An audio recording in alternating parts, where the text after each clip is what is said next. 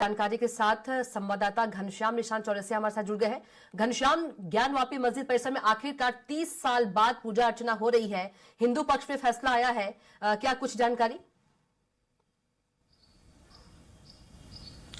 बिल्कुल, पूरी रात में ही सारे चाक चौबंद व्यवस्था कर दी गई थी। कोर्ट ने कल डॉक्टर विश्वेश जिला जज हैं वाराणसी जिला कोर्ट के, उन्होंने ये आदेश दिया था कि 7 दिनों के अंदर प्रशासन ये सुनिश्चित कराए कि तहखाने को सौंप दिया जाए हिंदू पक्ष को। खासतौर पे बात करें तो व्यास जी तहखाने के जो परिवार है उनको, व्यास जी यानी सोमनाथ व्यास जी जो 1993 तक पूजा अर्चना कर रहे थे।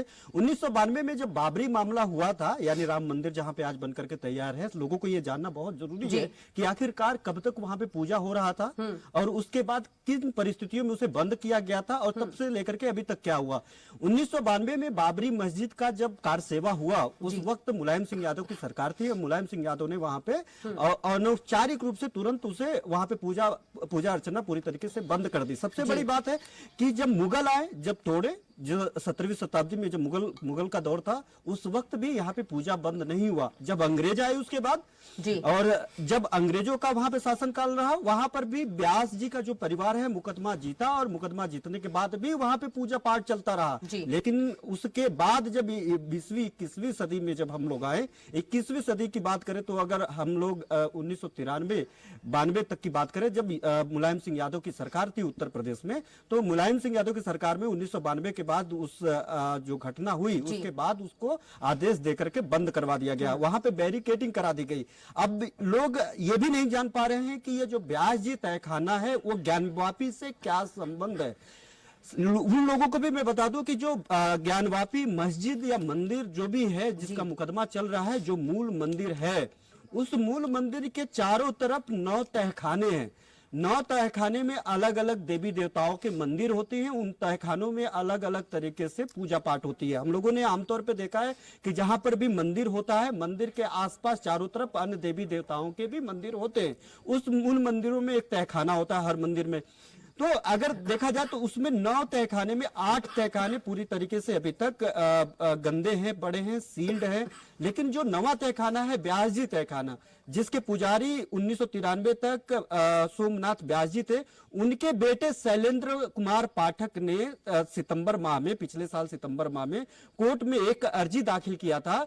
उन्होंने 2 बातें कही थी। एक बात है कि 1993 के बाद 1993 तक पूजा पाठ चल रहा था, जिसका उनके पास साक्ष्य है, क्योंकि 1993 महज बहुत ज्यादा दिन नहीं हुआ, तो उसका साक्ष्य उनके पास था। वहां पे जो परिस्थितियां जब सील किया गया था मुलायम सिंह यादव की सरकार में, उस एरिया को, व्यास जी तहखाने को, उस मंदिर को, तब जाकर के उसमें ना कोई अंदर गया ना वहां से कुछ बाहर आया, यानी वहां पे यथा स्थिति बनी रही।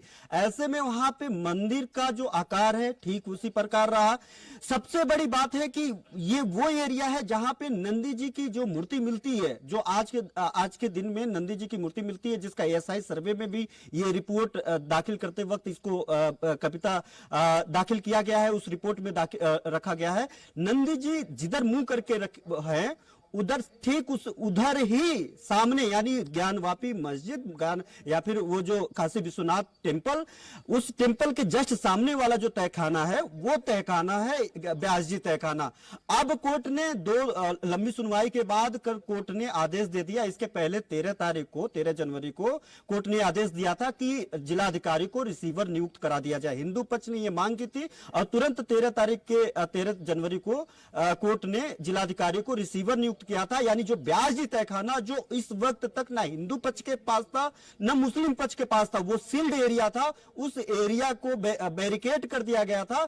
उस व्यास जी तहखाने का केयर टेकर जिलाधिकारी यानी प्रशासन को बना दिया गया था, दोनों पक्षों के हित। अब फिर से सुनवाई शुरू हुई। नियमित पूजन अर्चना के लिए, नियमित पूजा करने के लिए, वहां पे दर्शन पूजन करने के लिए वहां पे शैलेंद्र कुमार पाठक ने कोर्ट से अनुरोध किया कि आखिरकार अभी तक जब पूजा पाठ चल रही रही थी और वहां पे सबसे अंतिम तक, जब अंग्रेजों के वक्त में, मुगलों के वक्त में वहां पे पूजा पाठ नहीं रुका और राजनीतिक कारणों को देखते हुए बिना किसी कारण यानी अकारण वहां पे रोक लगा दी गई, तो वहां पे हम लोगों को सौंपा जाए, क्योंकि इस गद्दी का जो प्रमुख था वो व्यास जी का परिवार था।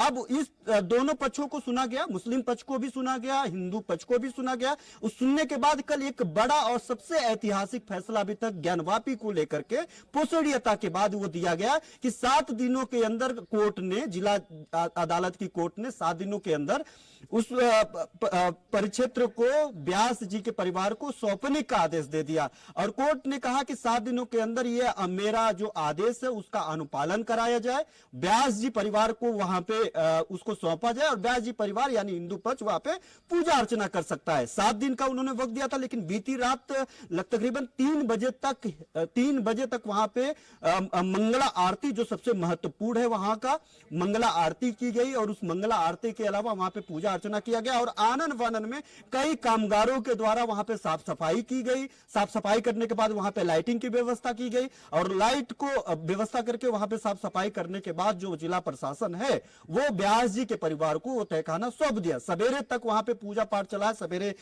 फिर मंगला आरती हुई है और 31 साल के बाद कविता पहली बार ज्ञानवापी परिसर के अंदर मंत्रोच्चार से पूरा ज्ञानवापी गूंज गया। बहुत लोग वहां पे, तो लोग वहां पे जो लोग जा रहे थे, इस रोग के बावजूद जो जा रहे थे वहां पे तहखाने पे, वो लोग बाहर से आकर के पूजा पाठ करते थे कि उनको आदेश नहीं था कि वो अंदर जाकर के पूजा पाठ करें। जी बिल्कुल घनश्याम, वो लोग काफी इमोशनल थे, कोर्ट के फैसले से हिंदू पक्ष तो खुश नजर आ रहा है, पूजा पाठ भी हो रही है, लेकिन जो मुस्लिम पक्ष है वो नाराज है। मुस्लिम पक्ष अब हाई कोर्ट जाने की बात कर रहा है। बिल्कुल, उसने कल ही ये साफ कर दिया था। आज के मामले को लेकर के चूंकि रात में ये सब कार्रवाइयां की गई है, पूजा पाठ की गई है, प्रशासन ने आनन फानन में उसे साफ करके सौंप दिया है और जिलाधिकारी ने भी कह दिया कि कोर्ट के आदेश का अनुपालन किया जा रहा है और वही किया गया है। लेकिन उसके इतर आज तो सवेरे से अभी कोई बयान अभी तक सामने नहीं आ पाया है मुस्लिम पक्ष का, लेकिन कल कुछ बयान उनके सामने आ रहे थे कि वो इस फैसले के खिलाफ हाईकोर्ट जाएंगे, हाईकोर्ट का रुख करेंगे, क्योंकि जब पूरा विवाद चल रहा है, यानी जो मूल केस है ज्ञानवापी वजू खाना, जो सील्ड एरिया, जो सुप्रीम कोर्ट के आदेश के बाद सील किया गया है, जहां पे अभी तक सर्वे भी नहीं हुआ है, उस सील एरिया के अलावा ही चारों तरफ सर्वे किया गया है। उस सील एरिया का मुकदमा चल रहा है और वो सुप्रीम कोर्ट में भी लंबित है। हालांकि सुप्रीम कोर्ट हर बार कह देता है कि आप निचली अदालत का रुख करिए, तो निचली अदालत में और जिला कोर्ट की अदालत में सुनवाई चल ही रही है। उस मामले में जो है, उस मामले को लेकर के आधार बना करके मुस्लिम पक्ष ये कह रहा है कि जब एक मामला चल रहा है तो परिसर में दूसरे तरीके का आदेश देकर के वहां पूजा पाठ कराना ठीक नहीं है। लेकिन सबसे बड़ी बात है कि जब इसकी सुनवाई हो रही थी तो पहले दिन जब डेट मुकर्रर हुई थी सुनवाई के लिए, 3 दिन पहले दिन मुस्लिम पक्ष पहुंचा ही नहीं था कोर्ट, जिसके चलते कोर्ट की कार्रवाई नहीं हो सकी थी। परसों जाकर के फिर से सुनवाई हुई, परसों और कल की सुनवाई के बाद आदेश को सुरक्षित कर लिया गया था और कल जिला जज की कोर्ट ने इस मामले पे आदेश भी दे दिया। तो एक बात देखा जाए तो जो मुस्लिम पक्ष है वो जिला कोर्ट की अदालत में इस व्यास जी तहखाने को लेकर के कहीं से भी स्टैंड नहीं ले पाया है। यही कारण है कि महज कुछ अंतिम दिनों में भी वो अपने आप को इस तरीके से मस्जिद को लेकर के कह सकते हैं या फिर मुस्लिम बिल्कुल घनश्याम जी, बिल्कुल घनश्याम, तमाम जानकारी के लिए आपका बहुत ही धन्यवाद। वहीं पीलीभीत में सीएमओ ने बड़ी कार्रवाई की है। ठेले पर महिला का शव ले जाने के मामले में कार्रवाई